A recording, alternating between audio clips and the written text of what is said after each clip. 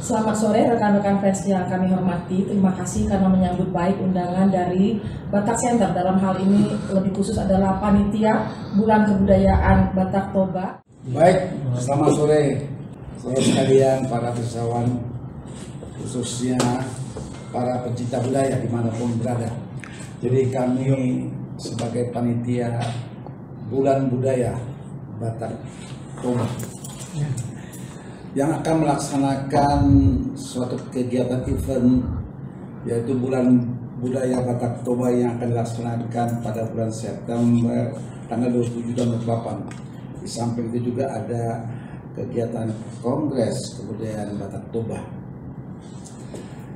Tujuan diadakannya acara ini adalah untuk mengaktualisasi, merevitalisasi kebudayaan Batak ini, khususnya di kalangan milenial, di kalangan anak muda, bahwa anak muda, kaum milenial Batak dimanapun berada, tidak hanya di kampung, di hutan, tapi dimanapun dia berada, dia paling tidak harus tahu tentang budaya Batak. Sehingga kita mencoba menggugah hati kalangan milenial untuk lebih tahu tentang budaya Batak. Sehingga nanti pada tanggal 27-28 kita buat suatu acara. Sebelumnya tentu ada pertandingan-pertandingan yang kita buat, yang sudah diumumkan sejak tanggal 25 Juli dan berakhir nanti tanggal 30 Agustus. Ada 6 kegiatan yang akan dipertandingkan khusus di kalangan anak-anak muda. Anak muda ini ada kategorinya. Ada 6 sampai 13, ada 14 sampai 18, mungkin 18 sampai 25, ada sampai 30. Itu kita kategorikan berdasarkan umur. Tidak untuk orang tua, tapi khusus anak muda remaja. Apa itu yang dipertandingkan? Pertama adalah tentang pertandingan kemampuan dalam aksara Batak. Kemudian bagaimana penulisan bahasa Batak. Kemudian pertandingan pidato, marpidato dalam bahasa Batak. Kemudian lagi ada pertandingan martumba by TikTok. Kemudian pertandingan martagading, ya, martagading. Kemudian pertandingan marpasa Batak. Ini semuanya dengan platform digitalisasi. Artinya nanti pertandingannya by virtual semuanya, yang nanti setelah bulan September tim juri yang sudah dibentuk, yang sudah ditentukan akan menguji ini semua. Semua peserta akan mengirimkannya by online, by virtual. Siapa jurinya? Jurinya adalah yang dari tokoh-tokoh yang bergerak di bidang kebudayaan, yang memahami bidangnya masing-masing. Kalau bidang aksara kita pilih orang-orang yang memang mendalami bidang aksara Batak, orang yang mendalami tentang upasa Batak, sehingga dia akan menilai ini pantas nggak, ada kaitannya nggak, termasuk dengan pidato Batak. Jadi ini semua akan dinilai oleh juri-juri yang ditentukan. Juri ini belum tentu ada di Jakarta. Mungkin dia seorang ahli adanya di kampung. Mungkin dia adanya di sekolah seni di Jawa. Mungkin sekolah seni di Jakarta. Tapi yang punya kemampuan itulah nanti jurinya yang akan menilai ini semua. Sehingga nanti akan ditentukan oleh juri siapa pemenangnya. Kita upayakan pada tanggal 27 ini mereka bisa tampilkan siapa yang juara. Apa acara tanggal 27? Tanggal 27 itu nanti ada seminar tentang bahasa Batak. Seperti kita ketahui, ada bahasa Batak yang sudah hilang, tapi ada bahasa Batak yang masih kurang. bahasa Indonesia yang belum ada bahasa Batak itu nanti akan dibicarakan dalam suatu seminar tanggal 27. Dan juga ada kegiatan seminar Women 20. Artinya ada pembicaraan, dialog, diskusi antara perempuan Batak dengan mengundang beberapa tokoh-tokoh nasional dalam acara itu dan beberapa kegiatan lain. Tanggal 28 nanti ada malam pagelaran. Malam ini kita buat malam budaya. Apa itu kegiatan budaya? Mungkin musik Batak. Terus anak-anak puluhan sedang kita cari, rekrut. Anak-anak yang pintar main taganing, pintar main keyboard, pintar main sarune, pintar main ogum. Tapi anak Batak semua, anak-anak remaja. Itu akan kita tampilkan. Sehingga nanti juga ada perempuan. Semua perempuan muda yang akan tampil dalam suatu konser Batak. Martagani Bataknya, main keyboard juga Bataknya, main sarune, main seruling, main ogum, semua buru Batak yang masih muda. Kita mau coba nanti mengaktualisasikan bahwa ada generasi muda yang pintar main musik Batak. Nah itu nanti tanggal 27, tanggal 8 malam. Silakan nanti semua bisa nonton. Ada, mungkin nanti ada fashion, kita coba fashion baju Batak. Juga ada peragaan lainnya, nyanyi, musik. Itu 28 sebagai penutup. Ini juga akan berkaitan dengan Kongres Batak yang akan diadakan pada tanggal 20 sampai tanggal 22 Oktober nanti di daerah Baligi. Itu nanti ada panitia sendiri. Tapi semua ini adalah inisiatif dari Batak Center, yaitu ketua umumnya Bapak Insinyur Sintong Tambubolon. Beliau yang menugaskan kami panitia bagaimana membuat suatu bulan budaya Batak Toba. Itulah kira-kira yang perlu kami sampaikan dalam kesempatan ini. Pada kesempatan yang baik ini, Batak Center melalui panitia yang dibentuk, yaitu Steering Committee dan Organizing Committee, sudah membuat berbagai program. Tadi sudah dijelaskan oleh Bapak Irjen Paul Toding. Lalu kami sebagai Steering Committee ingin juga menjelaskan apa yang melatar belakangi kita membuat Prakongres ini. Salah satu yang melatar belakangi adalah visi misi dari Batak Center.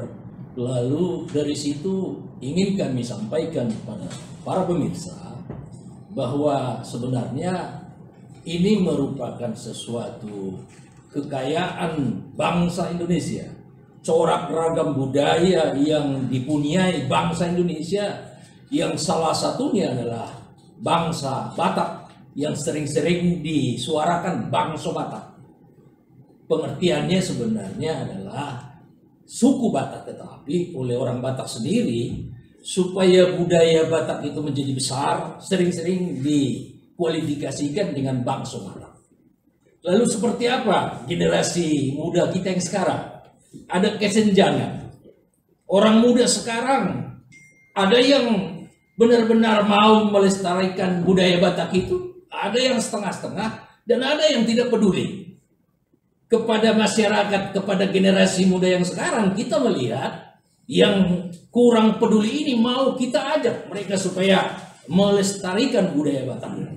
Selain kepada generasi muda kita juga mengajak tokoh-tokoh marga untuk ikut juga serta melalui suatu tampilan nanti bagaimana sih tata kelola adat Batak yang sekarang. Kalau dulu tata kelola adat Batak itu banyak dikritik. Luar biasa kritiknya. Orang Batak itu kalau berpesta mulai dari jam 5 pagi sampai dengan jam 8 malam. Kita harus ada di tempat pemborosan. Banyak yang mengatakan seperti ini. Lalu melalui organisasi kita Batak Center juga nanti akan mengajak teman-teman dari organisasi Batak juga. Yang salah satunya itu adalah dari lembaga atau lokus adat budaya Batak akan juga menyampaikan bagaimana tata kelola adat Batak, bagaimana new paradigma baru tata kelola orang Batak, adat Batak itu. Yang kita ketahui selama ini ada semacam joke yang mengatakan bahwa orang yang bisa berpesta pada orang Batak itu orang yang banyak duit. Benar, selama ini memang ya kalau tidak ada uangnya banyak, tidak bisa berpesta. Nah, sekarang ada semacam solusi yang ditawarkan kepada kita. Bagaimana supaya esensial, bagaimana supaya efektif dan ekonomis. Itu yang kita harus sampaikan melalui kerjasama dengan lokus adat budaya Batak nantinya. Selain itu juga melalui prakongres yang akan kita laksanakan, sebagaimana dijelaskan oleh rekan-rekan saya tadi, kita juga akan mempromosikan bahwa Batak Center itu sudah mempunyai suatu kualifikasi untuk memunculkan berbagai demonstrasi-demonstrasi terkait dengan adat budaya Batak.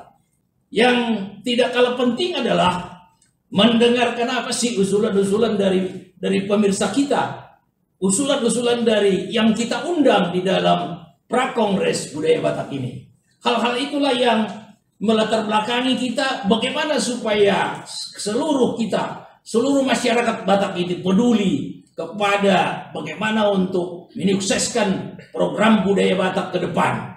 Harapan kita ke depan, Batak Center melalui visi misi yang dipunyai oleh Batak Center ke depan juga tidak hanya melaksanakan event ini hanya sekali saja. Kita berharap bahwa kegiatan-kegiatan seperti ini dan kegiatan-kegiatan yang serupa nanti bisa kita laksanakan pada masa yang akan datang. Demikian yang dapat saya sampaikan.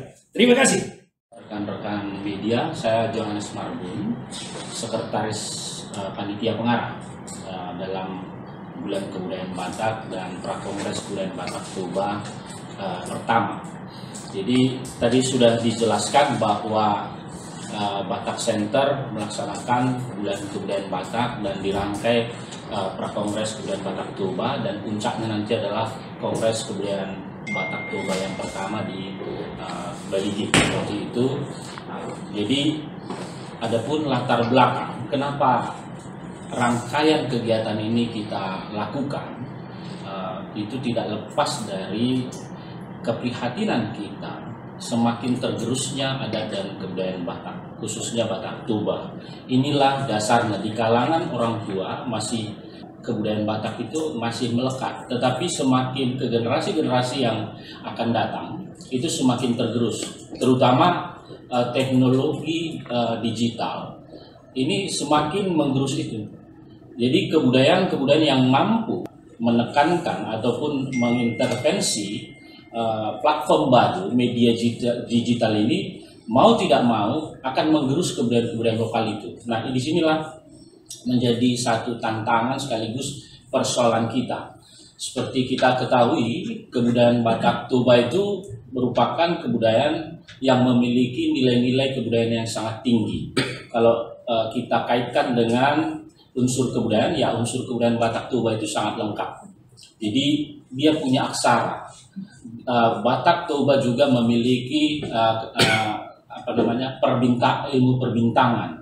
Semua hal yang berkaitan dengan baik itu ilmu pengetahuan, teknologi, seni, dan kemudian adat istiadat dan lain sebagainya dalam 7 unsur kebudayaan itu Batak Toba itu punya.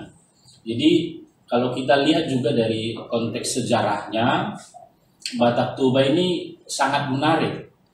Dia memiliki unsur kebudayaan yang lengkap, tapi juga masih bisa kita saksikan sampai hari ini melalui benda-benda tinggalan budayanya.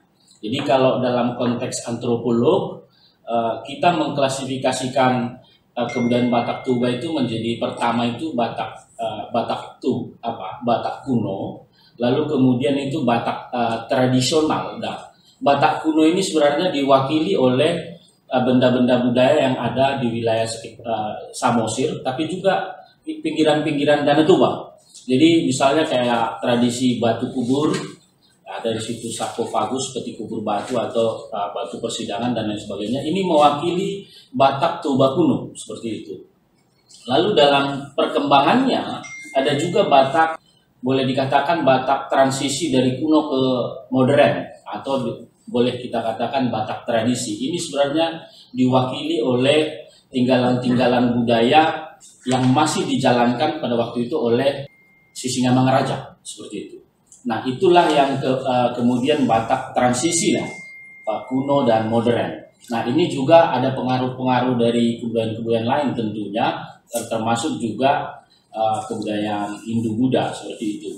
Lalu yang terakhir ini kebudayaan Batak modern lah, seperti boleh dikatakan. Ini pengaruh dari misi sangat besar. Nah, ini diwakili dengan, kalau tadi ya yang tradisi kan di daerah Lembah Bakara kan, walaupun ini sebenarnya menyebar, tapi yang kemudian terakhir tadi saya sebutkan itu di daerah Silindung. Nah, Silindung inilah masuknya pengaruh-pengaruh dari Barat, pengaruh-pengaruh dari misionaris. Inilah perkembangan Batak. Jadi dalam hal benda-benda budayanya ini juga diwakili. Nah, inilah yang menjadi concern kita. Tidak banyak masyarakat Batak itu mengerti, memahami itu lagi, termasuk juga perkembangannya di kemudian hari.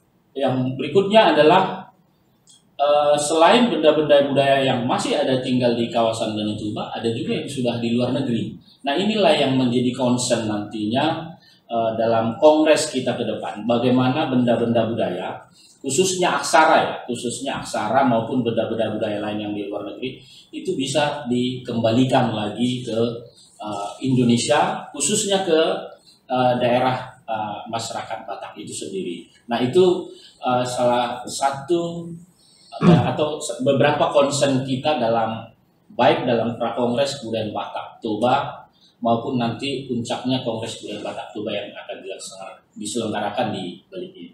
Barangkali itu utamaan dari saya. Kenapa pada kesempatan ini kita fokus khusus budaya Batak, yaitu bahasa Batak. Bahasa Batak dikatakan juga bahasa Batak Toba, lebih spesifik lagi. Karena memang kalau kita melihat proses daripada bahasa Batak itu, Toba mungkin mengalir kepada yang lain juga. Jadi itu makanya. Ada kesan dan ada suatu dugaan, perkiraan, ada kecenderungan tergerusnya bahasa Batak ini. Ini sebetulnya yang menjadi pokok dari konsep. Di antara 600 sampai 700 bahasa lokal di Indonesia, maka dikatakan salah satu bahasa lokal yang terancam punah, istilah punah ini, bahasa Batak ini. Nah, inilah sekarang kita secara lebih berpikir, mudah-mudahan dengan penyelenggaraan ini nanti orang akan bergairah lagi berbicara dengan bahasa Batak. Dalam konteks ini kita juga belum punya panduan apa sebetulnya yang dipakai untuk bahasa Batak Toba ini. Nah, di sini ada kawan-kawan yang dari Universitas Sumatera Utara mencoba membuat suatu kriteria pemakaian bahasa Batak. Di situ nanti akan dicoba ketika apa yang dikatakan oleh Bapak Ketua Panitia tadi akan diadakan di Balige, Kongres Budaya Batak ini, Toba ini. Di situ akan dicoba disahkanlah suatu bagaimana penggunaan bahasa Batak itu, bahasa Batak Toba lah yang secara dalam kurungnya bahasa Batak pada umumnya ada 6 puak di situ. Tapi Toba lah yang akan dilaksanakan juga. Bagaimana misalnya cara mengucapkannya, cara menuliskannya akan kita coba nanti kita sepakati di sana. Paling tidak sebagai satu acuan bahwa itu bisa saja diperbaiki untuk yang akan datang, itu sah-sah saja. Nah, jadi itu yang akan kita dorong dalam konteks penyelenggaraan ini. Dan satu hal sebetulnya yang kita harapkan daripada penyelenggaraan prakongres ini dan bulan budaya Batak yang diselenggarakan ini adalah bagaimana menggugah orang-orang Batak itu dan seluruh dunia melihat potensi wisata yang ada di kawasan Danau Toba sebagai apa yang sudah dikatakan oleh Presiden Jokowi adalah menjadi pariwisata super prioritas. Itu yang lebih kita harapkan dengan adanya menggelorakan daripada penyelenggaraan prakongres budaya yang akan kita lenggarakan di Jakarta. Jadi nanti itu orang akan melihat Setelah dilihat ada macam-macam, ada manortor, ada bernyanyi, ada macam-macam. Mudah-mudahan orang menjadi kepingin dari Jakarta dan dari diaspora. Tadi dikatakan akan diadakan juga di Eropa misalnya. Jadi itu yang kita harapkan. Semoga ini menggugah daripada orang-orang Batak maupun orang luar negeri, siapa pun, orang asing, orang Indonesia, untuk menjadi tertarik melihat apa sih sebetulnya Batak itu kayak apa, budayanya kayak apa saja. Jadi ini yang menjadi harapan daripada Batak Center ketika menyelenggarakan ini. Ada dua fokus yang menjadi concernnya, yaitu peningkatan kualitas sumber daya manusia orang-orang Batak, khususnya kaum milenial, yang sekarang kita ini sadar bahwa persaingan ke depan adalah manusia-manusia yang akan menentukan. Oleh karena itu, bagaimana orang-orang Batak itu adalah menjadi inspiratif, kreatif, dan inovatif. Itu yang menjadi keinginan daripada Batak Center. Kemudian, bagaimana apa yang dikatakan oleh Pak Ketua tadi, melestarikan daripada budaya Batak ini sekaligus mengembangkannya dalam proses penyesuaian. Ada proses penyesuaian juga. Perkembangan kadang-kadang orang alergi terhadap suatu penyesuaian. Tidak boleh disesuaikan di Eropa. Padahal itu diperlukan juga sesuai dengan apa yang dikatakan oleh Pak Ponta Sinaga tadi. Apa kita harus paksakan sekian jam, berjam-jam. Itu juga bagian daripada concern Batak Center agar segala sesuatunya bisa bermanfaat, itu diselenggarakan secara efisien, tapi hasilnya maksimal. Jadi kira-kira itulah yang dari concern dari kita sini. Saya kira begitu. Sekali lagi terima kasih atas seluruh perhatiannya.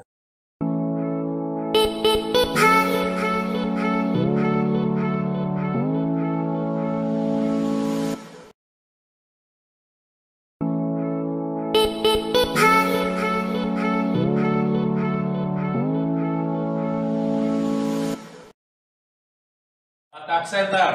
Horas, menjua-jua, menjua-jua. Mantap.